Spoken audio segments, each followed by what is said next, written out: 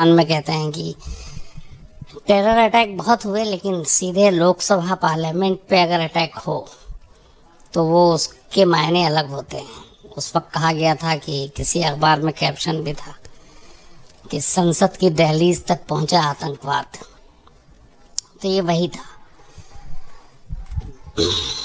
उस दिन मुझे आज भी याद है कि 13 दिसंबर 2001 को फ्राइडे का दिन था और उससे पहले मैं लेट शिफ्ट करके घर गया था। मतलब घर पहुंचा था करीब 1-2 बज रहा होगा। तो वैसे आमतौर पे तब मॉर्निंग में 9 बजे सुबह मीटिंग हुआ करती थी। तो उस दिन मॉर्निंग में मेरी छूट थी आने के लिए, क्योंकि मैं लेट गया था तो मैं नहीं गया और आराम से दफ्तर मुझे उस दिन पहुंचना था करीब 12 बजे। तभी करीब 11:30 के आसपास जब मैं घर पे ही था तो फ़ोन आया और ऑफिस से किसी ने फ़ोन किया और उसने कहा कि पार्लियामेंट स्ट्रीट में गोली चलने की खबर आई है। तो पहला शब्द था पार्लियामेंट स्ट्रीट। नई दिल्ली में पार्लियामेंट स्ट्रीट पुलिस स्टेशन है, जो पार्लियामेंट जिसके जुरिसडिक्शन में आता है। तो कहा गया कि चेक करो। तो मैंने वापस पार्लियामेंट स्ट्रीट कंट्रोल रूम को फ़ोन किया। कंट्रोल रूम को जब फ़ोन किया तो बोला हाँ गोली वोली चल रही, फायरिंग की आवाज़ है। तो मैंने कहा कहाँ पे एग्जैक्ट? तो उसने कहा पार्लियामेंट में। मुझे लगा कि वो पार्लियामेंट एरिया की बात कर रहा है। दोबारा पूछा तब उसने कहा बताया पार्लियामेंट में। तीसरी बार पूछा तो वो फिर चिढ़ गया थोड़ा। उस वक्त जाहिर सी बात है पैनिक का सिचुएशन था। बोला पार्लियामेंट के अंदर। जैसे ही उसने बोला मुझे अगले कुछ सेकंड तक तो समझ में ही नहीं आया। फिर थोड़ा नॉर्मल हुआ तो वापस अपने सोर्सेस को फ़ोन किया, सारे पैनिक में। एक ही शब्द एक ने सिर्फ कहा कि पार्लियामेंट के ऊपर अटैक हो गया। जब उसने ये लाइन बोला तो फिर मेरी भी हवा ख़राब। तब मेरे पास यामाहा मोटरसाइकिल हुआ करता था, मुझे याद है, ब्लैक कलर। मैं फिर आनन फानन में सीधे बैठा और पार्लियामेंट की तरफ भागा। और उस दिन मुझे याद नहीं है मैंने कितने रेड लाइट तोड़े और बस भागा जा रहा था क्योंकि पहुंचना था। और शायद मैं 13-15 मिनट में पार्लियामेंट हाउस के पास एक विजय चौक है जहाँ पे आमतौर पर तमाम मीडिया के लोग होते हैं। आप जब भी कई बार लाइव देखते होंगे, बैकड्रॉप में जब पार्लियामेंट दिखता है या राजपथ दिखता है, north block, south block, president house, तो समझ लीजिए वो विजय चौक पे ही पूरी टीम है। तो विजय चौक पे एक पार्क सा है, वहाँ मीडिया के लिए एक टेम्प्रोरी वो है। तो सीधे वहाँ गया, वहीं पे बाइक लगाई। तब तक पार्लियामेंट के बाहर हलचल तेज थी, पुलिस के सायरन की आवाज़, सारी गोलियां चल रही हैं। उसके बाद वो पार्लियामेंट फिर अगले मतलब हफ्ता 10 दिन तक ये समझिए कि मेरा अड्डा वही था। वहीं सुबह जाना, लेट तक रहना, फिर आना, ये रूटीन में शामिल था। तो खैर जब मैं पार्लियामेंट पहुंचा तो वहाँ पे चारों तरफ से उसको घेरा हुआ था और अफरा तफरी का आलम। पुलिस की गाड़ियाँ निकल रही हैं, एम्बुलेंस वहाँ पे तैनात। और तब तक जो पार्लियामेंट की उस वक्त सुरक्षा की जिम्मेदारी थी वो CRPF को थी, सेंट्रल रिजर्व पुलिस फोर्स को, और बाकी दिल्ली पुलिस के थे। और वहाँ की एक और थी QRS, क्विक रिएक्शन टीम, वो भी थी।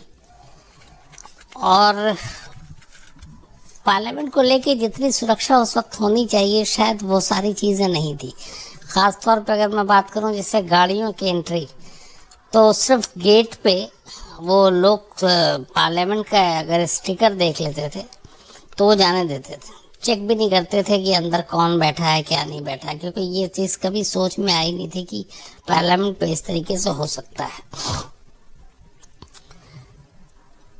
और इसी चीज़ की रैकी कर रखी थी पूरी आतंकवादियों ने। उन्हें मालूम था कि अंदर कैसे जाना है, कैसे घुसना है। तो 13 दिसंबर 2001 को 11:28 पर लोकसभा की कार्रवाई स्थगित कर दी गई थी। कुछ विपक्ष ने मुद्दा उठाया जिस पे शोर शराबा हुआ। लोकसभा में ये आमतौर पे तस्वीर देखने को मिलती है, हर दिन देखने को मिलती है। तो वहाँ हंगामा हुआ और ये संसद का विंटर सेशन चल रहा था और इत्तेफाक से विंटर सेशन यही देखिए अभी शुरू हुआ है। 2-3 दिन पहले ही, बल्कि 2-3 दिन पहले भी नहीं, ये शायद ट्यूसडे या वेडनेसडे,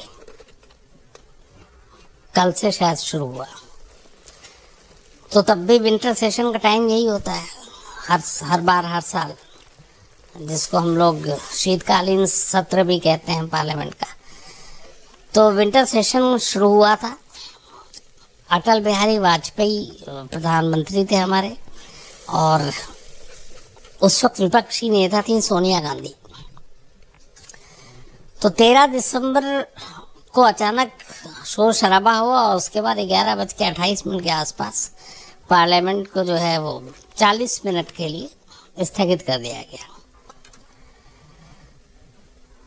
तो जब पार्लियामेंट स्थगित हुआ 40 मिनट के लिए, और उसके बाद चूंकि फिर लंच का भी टाइम हो जाता है, तो बहुत सारे एमपीज और जो मिनिस्टर ये थे वो निकल गए कि अब 40 मिनट के बाद फिर लंच होगा, तो अब लंच के बाद ही आएंगे। तो करीब करीब ज़्यादातर मिनिस्टर, जिसमें प्राइम मिनिस्टर थे, सोनिया गांधी थी, तो वाजपेयी जी भी, सोनिया गांधी भी, ये तमाम लोग ये भंग होते ही, स्थगित होते ही निकल जाते हैं पार्लियामेंट से। बहुत सारे एमपी भी चले जाते हैं। कुल मिलाकर पार्लियामेंट के अंदर फिर उसके बाद जो बचते हैं, एक तो लाल कृष्ण आडवाणी उस वक्त होम मिनिस्टर थे, वो थे। Vice president of India Krishnakant Sharma थे उस वक्त, वो थे। और करीब करीब 200 के आसपास एमपी थे।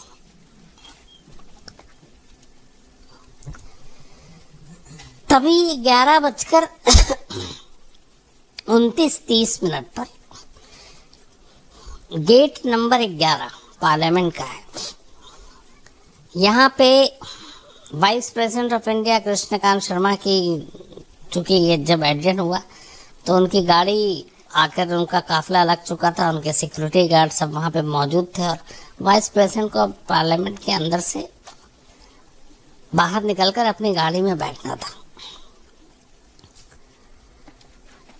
ठीक उसी वक्त जब ये उनका काफिला तैयार हो रहा था और अभी वाइस प्रेसिडेंट बाहर नहीं निकले थे, गेट नंबर 11 से एक बहुत ही तेजी से एक वाइट एम्बेसडर कार पार्लियामेंट के अंदर घुसती है।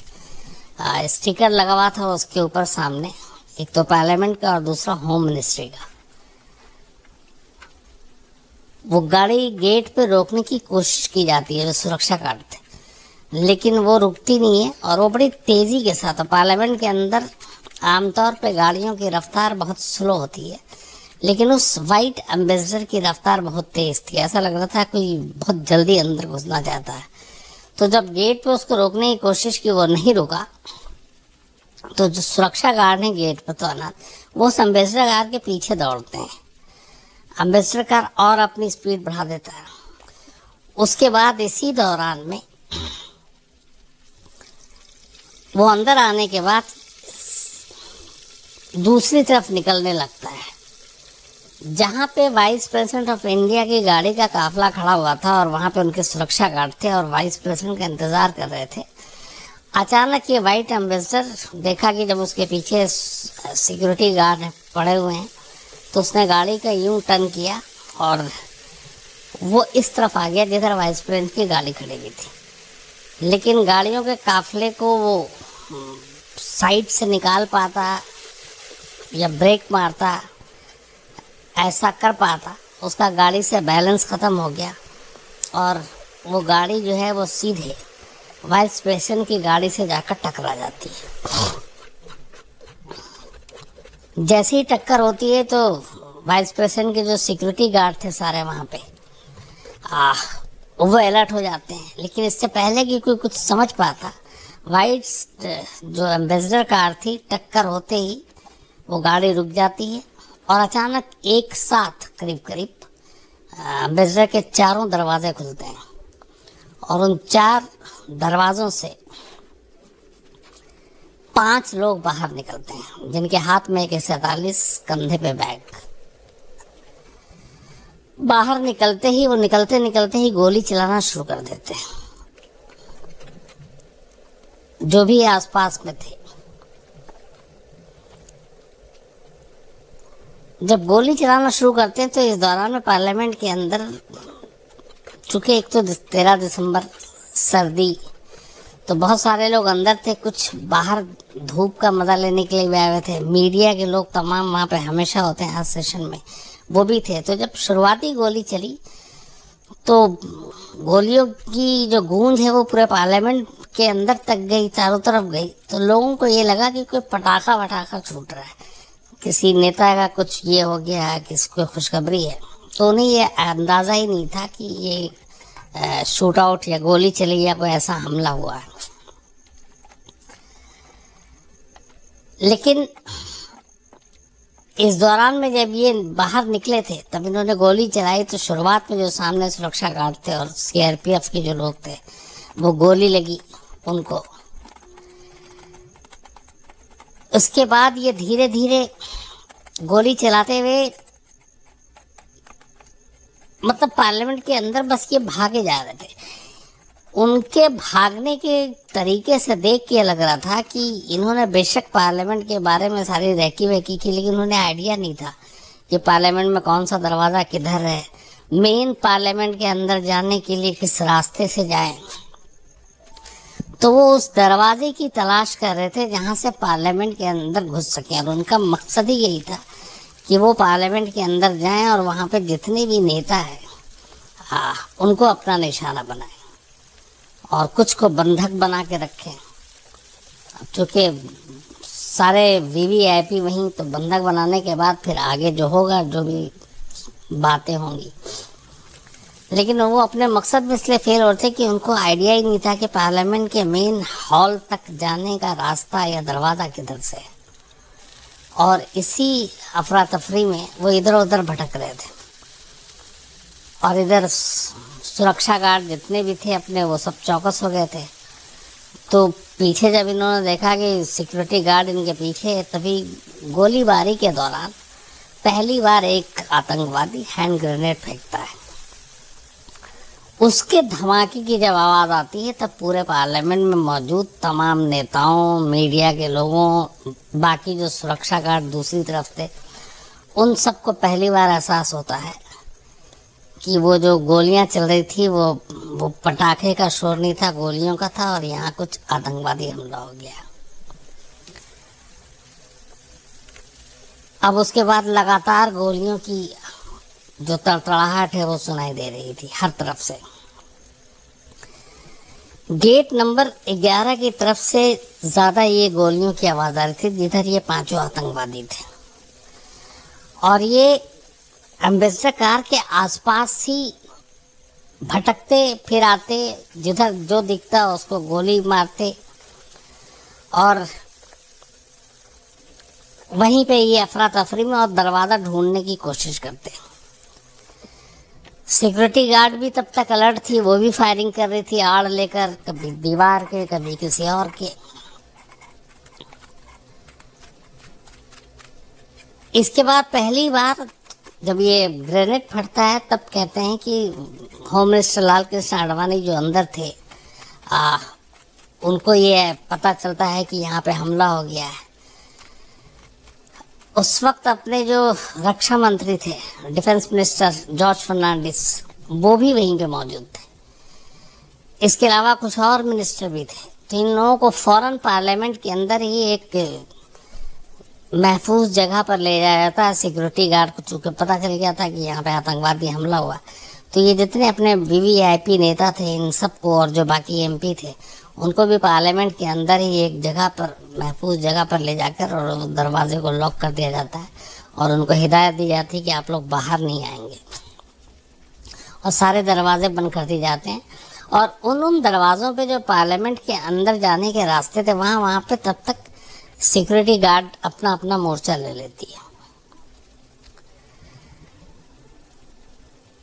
उधर सिक्योरिटी गार्ड को भी जब 11 नंबर गेट की तरफ ही से सारा शोर शराबा हंगामा हो रहा था, तो सारी अपनी जो सिक्योरिटी फोर्स थी वो उसी तरफ पहुंचने लगते हैं।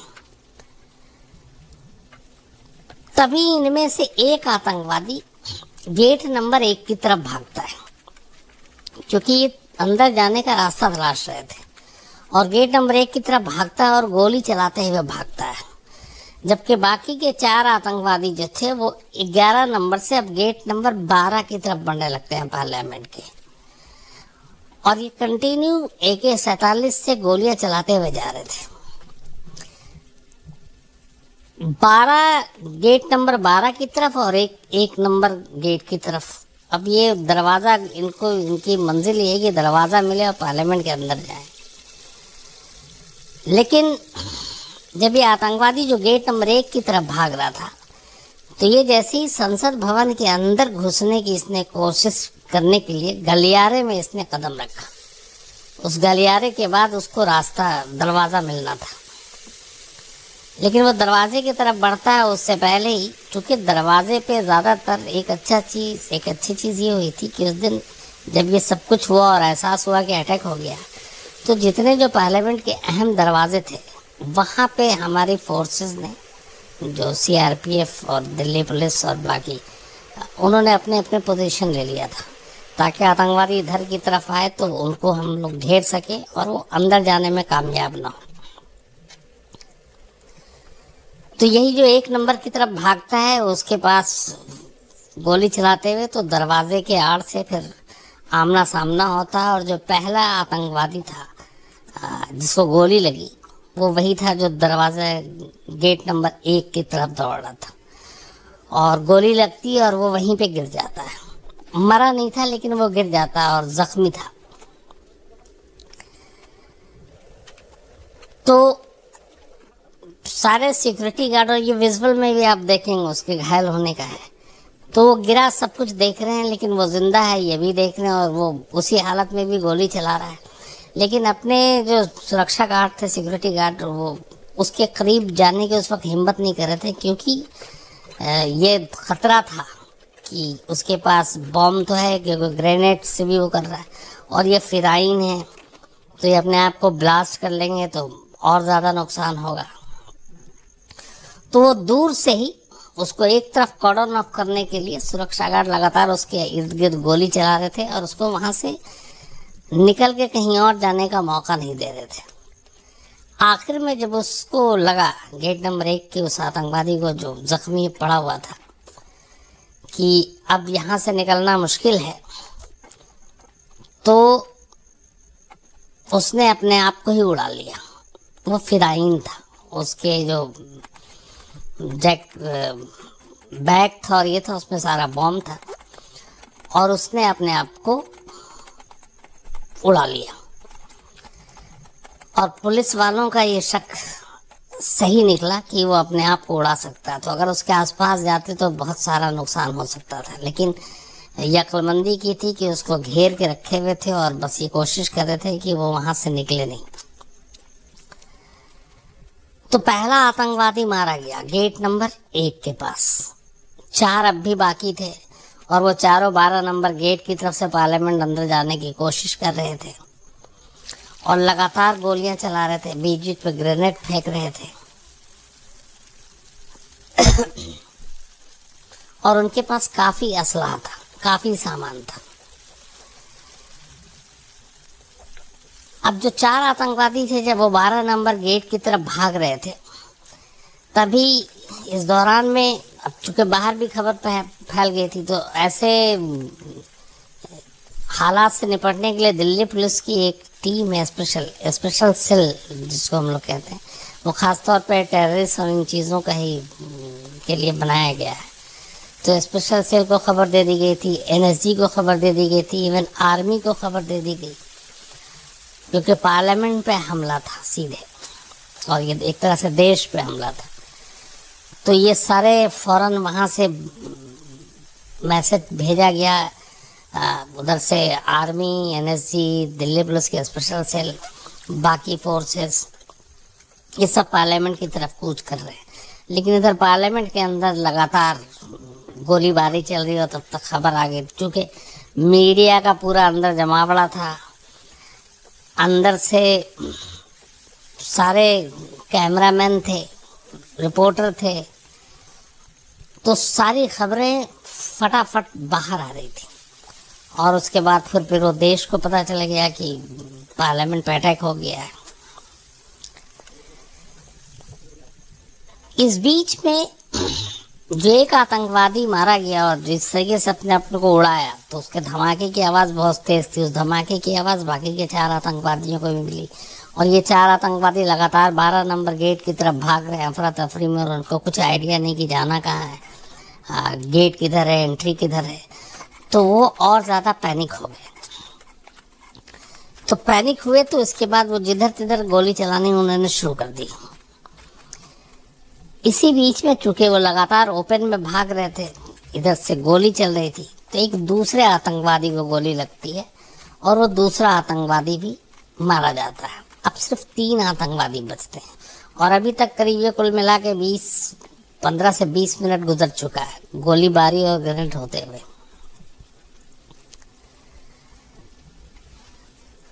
इसके बाद जो बाकी बचते हैं 3 आतंकवादी, वो एक आखिरी कोशिश करते हैं कि किसी तरीके से संसद भवन के अंदर घुस जाएं और वहाँ पे जितने भी नेता हों, वीवीआईपी हों, उनको टारगेट करें, बंधक बनाएं।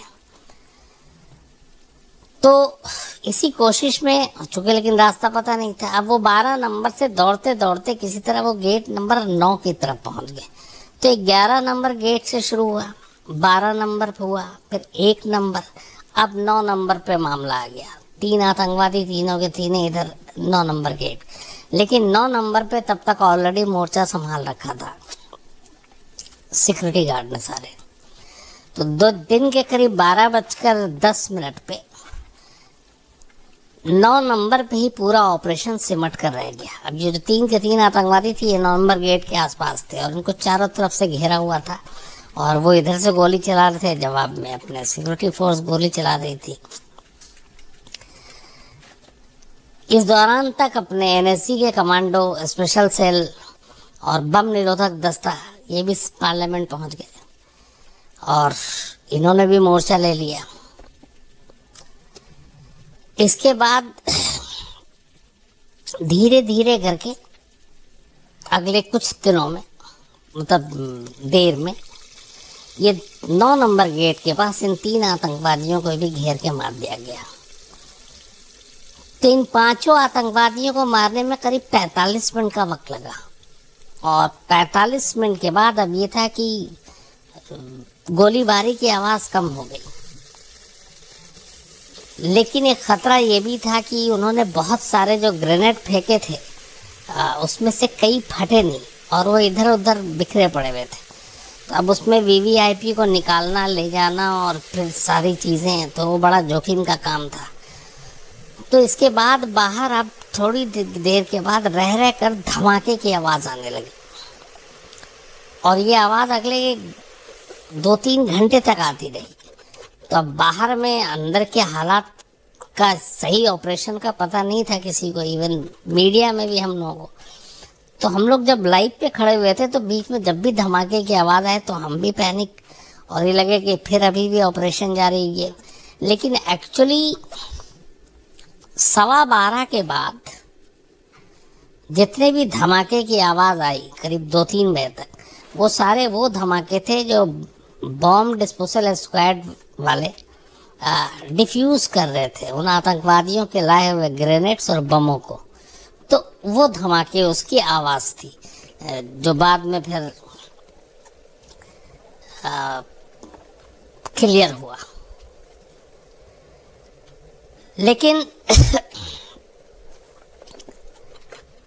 जो सबसे बड़ी चीज़ थी, अब ये सारा धमाका चल रहा, हम लोग लाइव पे हैं, मैं लगातार उस वक्त अपने जो पुलिस से जो भी थे स्पेशल सेल के ये जितने सोर्स, उनसे अंदर की खबर जो लेकर जिस तरीके से जो भी खबर मिल रही है वो खबर लेना, सब कुछ चल रहा है।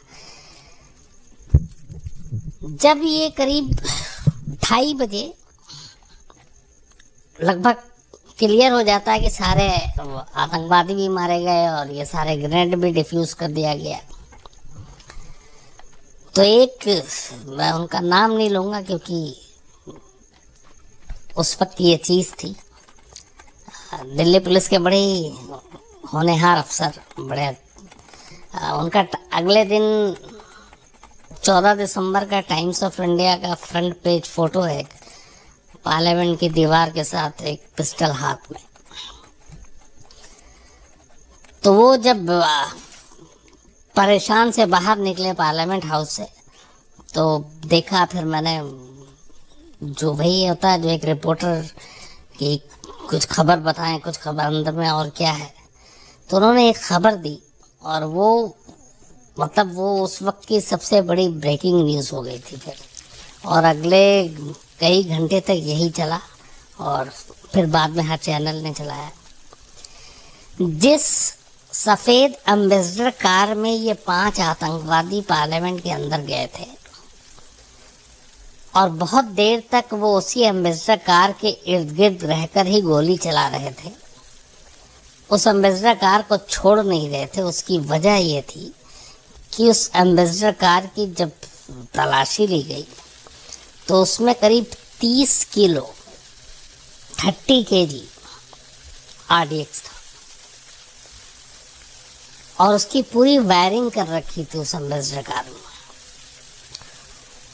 तो उनका ये था कि अगर लास्ट में सारी चीज़ें नाकाम होती हैं तो उस कार को उड़ा देंगे, और जो एक्सपर्ट है उनका ये कहना है कि अगर वो एम्बेसडर कार ब्लास्ट कर जाता तो आधा पार्लियामेंट उड़ जाता। लेकिन जब वो गाड़ी लेकर अंदर आए थे और जिस तरीके से वाइस प्रेसिडेंट ऑफ इंडिया के काफिले के साथ उनकी गाड़ी टकरा गई और उसके बाद फिर दीवार से जा लगी, इस टक्कर की वजह से उसकी वायरिंग टूट गई थी और उसकी जो वायरिंग थी वो फ्लोर पे, छत पे, हर तरफ से वायरिंग की हुई थी। तो वायर टूट गया और उस वायर के टूटने की वजह से उस कार में रिमोट के थ्रू ब्लास्ट नहीं हो पाया। तो ये एक बहुत अच्छी चीज़ थी कि इस हादसे की वजह से एक वायर टूटना और उसकी वजह से इतना बड़ा नुकसान जो है, जो हो सकता था वो नहीं हुआ। तो ये एक मतलब ऊपर वाले का करम था। तो उस एम्बेसडर कार में इतने ये विस्फोटक लेकर आए थे कि जिसको इनको उड़ाना था। खैर 3 बजते बजते लगभग ये क्लियर हो गया कि सारे डिफ्यूज़ कर दिए गए, इवन इस कार को भी डिफ्यूज़ कर देंगे। अब इस एम्बेसडर कार की भी कहानी ये थी कि ये एम्बेसडर कार करोल बाग में इन लोगों ने कुछ दिन पहले ही ख़रीदा था और आराम से इनको होम मिनिस्ट्री के स्टिकर और पार्लियामेंट के स्टिकर मिल गए, वो ले लिया और वो चिपका दिया। लाल बत्ती की जो बिकॉन होता है वो भी उन्होंने ख़रीद लिया। तो ये सारी चीज़ें बाद में इन कमियों की तरफ ध्यान गया कि यह चीज़ें आसानी से मिल सकती हैं। तो और उसके बाद वो अंदर गए थे। ये भी कहते हैं कि जो एम्बेसडर कार थी, ये जो विजय गोयल बीजेपी के अपने नेता हैं, उनके किसी परिचित की थी और उन्होंने कुछ दिन पहले डीलर को भेजा था और इत्तेफाक से फिर ये आतंकवादियों ने ये इस कार को ख़रीदा। तो खैर 5 आतंकवादी मारे जा चुके थे और 5 की लाशें पार्लियामेंट में थी। बॉम्ब स्क्वाड ने सबसे पहले फिर उनकी जाके तलाशी ली तो पता चला कि जो पहला गेट नंबर 1 के पास जो मारा गया था, जिसने अपने आप को उड़ा लिया था, उसके अलावा बाकी किसी के बॉडी पे कोई बॉम्ब नहीं, मतलब वो फिराइन टाइप का मामला नहीं था। सिर्फ पहले नहीं किया था। तो उन सब की तलाशी के बाद अब जांच शुरू होती है। जांच में हर एक की जब तलाशी ली गई तो जो पहला शख्स जिसने अपने आप को उड़ाया था उसके पास से एक मोबाइल बरामद होता है। उस मोबाइल को स्पेशल सेल की टीम लेती है और उस मोबाइल को जब वो चेक करती है तो उसमें जो आखिरी 3 नंबर या तो किए गए थे कॉल या रिसीव किए गए थे, उन तीनों को खंगाला जाता है। तो वो तीनों नंबर दिल्ली से मिले, दिल्ली के। उसमें एक नंबर था अफजल गुरु का, एक नंबर था शौकत का और एक नंबर था प्रोफेसर गिलानी का, जो दिल्ली यूनिवर्सिटी में प्रोफेसर थे। पुलिस की टीम फौरन इन नंबरों पर अपने लोगों को भेजती है और जो आखिरी 3 नंबर डायल किए गए थे उन तीनों के पते पर पुलिस की टीम पहुंचती है। नॉर्थ दिल्ली में इन तीनों का लोकेशन मिलता है। तो जब ये नॉर्थ दिल्ली में पहुंचते हैं उस लोकेशन पे, तो वहाँ से इन्हें 2 लोग मिलते हैं। शौकत के घर में एक अफशा गुरु जिसका नाम नवजोत है, वो शौकत की वाइफ, और दूसरा प्रोफेसर AR गिलानी जो दिल्ली यूनिवर्सिटी में प्रोफेसर है। ये दोनों मिलते हैं। अब जब पुलिस इन दोनों से पूछताछ करती है तो पता चलता है कि शौकत और अफजल गुरु ये दोनों कश्मीर निकल गए हैं। और इस हादसे के जब ये पार्लियामेंट अटैक हो रहा था उसके बाद ये चूँकि मोबाइल हुआ मिलते मिलते शाम के 4-5 बजे थे, सारी इंक्वायरी करते करते, तो ये दोपहर को ही दोनों निकल चुके थे। तो अब पुलिस की टीम पूरा वो पता करती है तो पता चला कि ये जो अफजल गुरु है इसको 15 दिसंबर को दोपहर 1:30 बजे श्रीनगर के फल मंडी में किसी तारिक नाम के शख्स से मिलना है और एक लैपटॉप लेकर गया, वो लैपटॉप उसे देना है। तो ये खबर अफशा गुरु से पता चली। अफशा गुरु जो शौकत की वाइफ थी, शौकत भी इसके अफजल गुरु के साथ गया था और शौकत के ही बारे में ये सारी जानकारी कि ये 1:30 बजे ये वहाँ मिलेंगे और वहाँ पे कोई तारिक नाम का शख्स आएगा और वो मिलेगा और लैपटॉप देना है, इस काम के लिए गए। तो पुलिस की ये इंफॉर्मेशन मिलती है, स्पेशल सेल की एक टीम फ़ौरन श्रीनगर के लिए रवाना होती है और श्रीनगर की फल मंडी में पूरा जाल बिछा कर बैठ जाती है। 15 दिसंबर संडे के दिन दोपहर करीब 1:30 बजे अचानक पुलिस को अफजल गुरु और शौकत दिखाई देता है और जैसी वो दिखाई देते हैं पुलिस की टीम दोनों को पकड़ती है स्पॉट पे ही और फिर उनको लेकर उसी शाम फ्लाइट से दिल्ली आ जाती है। दिल्ली लाने के बाद अब पूछताछ होती है। तब पुलिस के पास 4 लोग थे, अफजल गुरु, प्रोफेसर AR गिलानी, अफशा और शौकत। इन चारों से पूछताछ करने के बाद फिर जो पुलिस की पूरी सामने चीज़ें आई वो ये थी कि जो संसद भवन पे 5 लोग जो घुसे थे सफ़ेद अम्बेसडर कार में, वो पांचों के पांचों पाकिस्तानी थे, पाकिस्तान के पंजाब इलाके से थे और वो पांचों यहाँ पे पार्लियामेंट अटैक जो हुआ उसको करने के लिए उन्हें गाजी बाबा ने भेजा था। गाजी बाबा जैश मोहम्मद का हिंदुस्तान में जम्मू कश्मीर में चीफ कमांडर था इसलिए कह रहा हूँ कि बाद में उसकी भी मौत हो गई। तो गाजी बाबा मेन इंडिया का हेड था, जैसे जैश मोहम्मद का ऑल ओवर हेड मौलाना मसूद अजहर है। तो जो गेट नंबर 1 के पास जो पहला आतंकवादी मारा गया था और जिसने अपने आप को उड़ा लिया था, उसका नाम मोहम्मद था और मोहम्मद इन 5 का लीडर था। इसी की लीडरशिप में यहाँ पे ये 5 आए थे। जो दूसरा आतंकवादी मारा गया था उसका नाम हमजा था, जो गेट नंबर 12 के पास मारा गया था। इसके अलावा जो 9 नंबर गेट के पास मारे गए वो बाकी के जो 3 आतंकवादी, उसमें एक हैदर, एक राजा, एक राना, ये 5 आतंकवादी थे। मोहम्मद, हमजा, हैदर, राजा, राना, ये 5 आए और ये 5 मारे गए। इसके अलावा इनकी पूरी गोलीबारी में 9 अपने जवान शहीद हुए, जिसमें एक महिला लेडी कांस्टेबल भी थी। तो कुल मिलाकर 14 लोगों की मौत हुई इन 5 आतंकवादियों के साथ, 9 उधर सीआरपीएफ के। लेकिन अगर वो उस दिन गलती से घुस जाते पार्लियामेंट के अंदर तो पता नहीं तबाही क्या होती।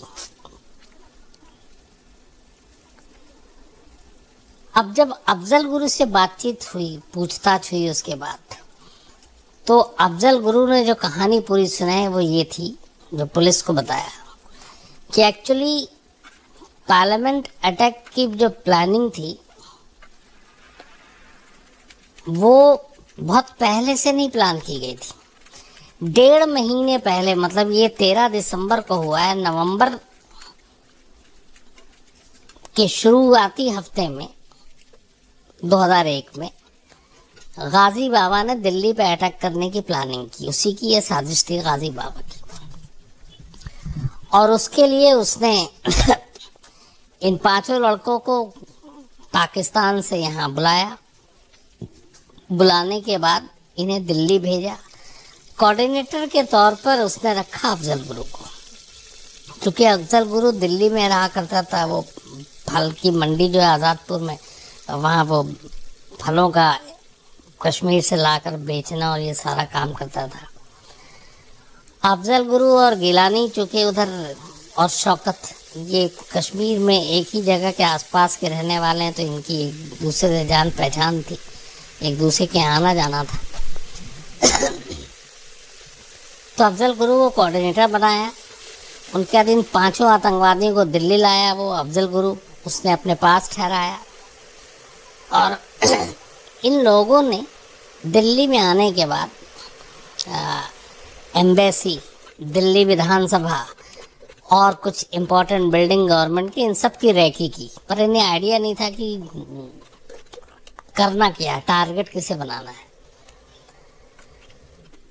6 महीने पहले इससे, इस दिसंबर 2001 से, कश्मीर के विधानसभा में भी एक अटैक हुआ था सेम इस तरह का, जिसमें करीब 38 लोग मारे गए थे।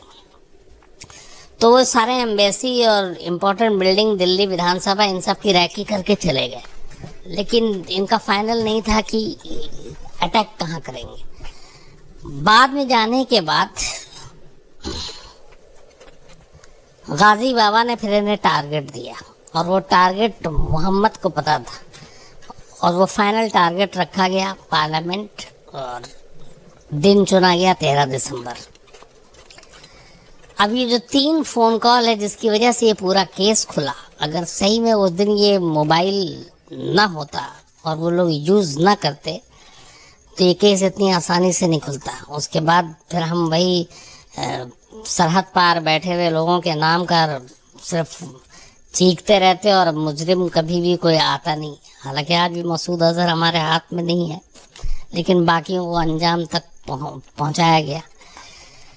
तो जो आखिरी 3 कॉल किए गए थे वो दरअसल इसलिए थे कि इन तीनों को पार्लियामेंट का नक्शा तो बता दिया गया था, लेकिन इन तीनों को एग्जैक्ट पता नहीं था कि पार्लियामेंट में कौन से गेट से अंदर जाना है, सेंट्रल हॉल कहाँ पे है। दूसरा ये कि जब ये लोग निकले पार्लियामेंट जाने के लिए तो रास्ते से इन्होंने फ़ोन किया। पहला कॉल इन्होंने किया शौकत को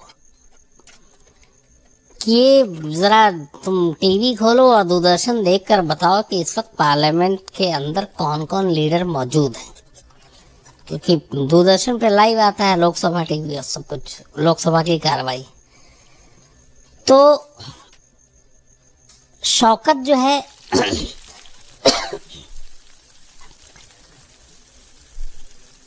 उसके घर पे लाइट नहीं थी, तो वो टीवी जो है देख के बता नहीं सकता था। उसने अफजल गुरु को फ़ोन किया, अफजल गुरु ने फ़ोन नहीं उठाया। फिर उसने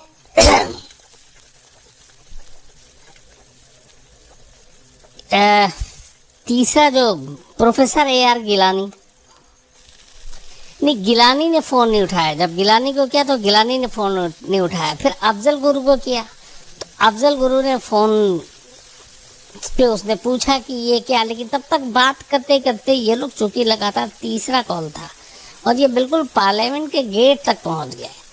तो फिर उसने जब फ़ोन उठाया तो उसने कहा कि अब रहने दो, कौन अंदर है कौन बाहर हमें फ़र्क नहीं पड़ता, क्योंकि अब हम बस पार्लियामेंट में घुसने जा रहे हैं। और उसके बाद फ़ोन डिस्कनेक्ट और कट जाता है। तो ये जानने के लिए कि लोकसभा में उस वक्त कौन कौन लोग मौजूद हैं, कौन कौन से टॉप लीडर मौजूद हैं, इसलिए ये 3 फ़ोन किया और यही 3 फ़ोन कॉल पुलिस को उन तक पहुंचाने में कामयाब रहा और इस तरीके से ये पकड़े गए। तो ये पूरी प्लानिंग गाजी बाबा की थी, जो जैश मोहम्मद का इंडिया में मेन कमांडर, और उसने इसके लिए अफजल गुरु को चुना कोऑर्डिनेटर के तौर पर। अफजल गुरु का काम ये था कि दिल्ली लाने के बाद इन 5 आतंकवादियों को शेल्टर देना, इनको रैकी कराना, इनको गाड़ी दिलाना, इनको वहाँ तक पहुँचाना, और इसके बदले में उसे पैसे मिलने थे।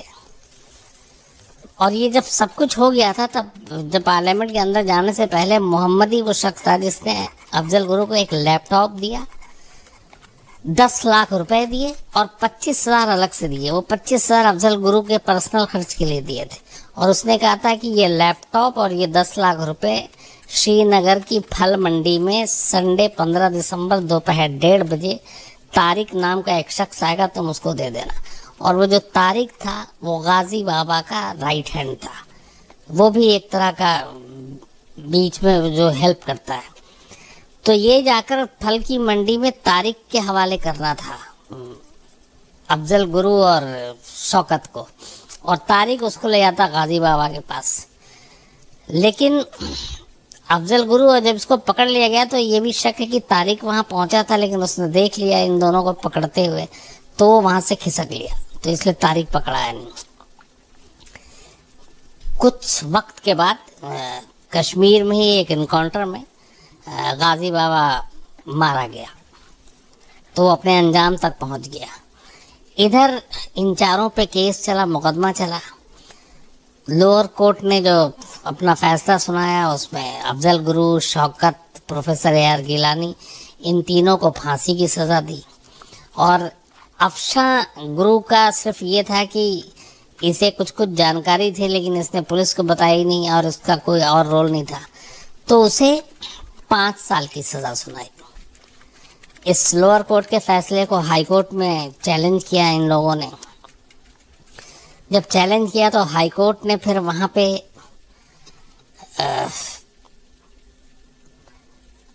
अफजल गुरु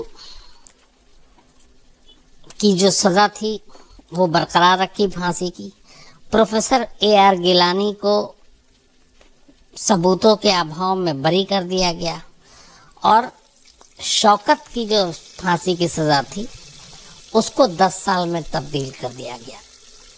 कोर्ट का ये कहना था कि उसका डायरेक्ट इस तरीके का कोई लिंक जो है वो इस्टेब्लिश नहीं हो पाया। तो अब सिर्फ एक ही फांसी की सज़ा बची, वो अफजल गुरु की। प्रोफेसर गिलानी बरी हो गए। शौकत जो है उसको 10 साल की सज़ा, अफशा गुरु जो शौकत की वाइफ है उसको 5 साल की सज़ा। इसके बाद ये खैर मामला सुप्रीम कोर्ट में भी गया। सुप्रीम कोर्ट ने यही फैसला बरकरार रखा। उसके बाद अफशां 5 साल की सज़ा काट कर रिहा हो गई। शौकत को 10 साल की सज़ा मिली थी, लेकिन जेल के अंदर तिहाड़ में उसके अच्छे चाल चलन को देखते हुए 9 महीने पहले ही, उसकी सज़ा पूरी होने से पहले उसको रिहा कर दिया गया।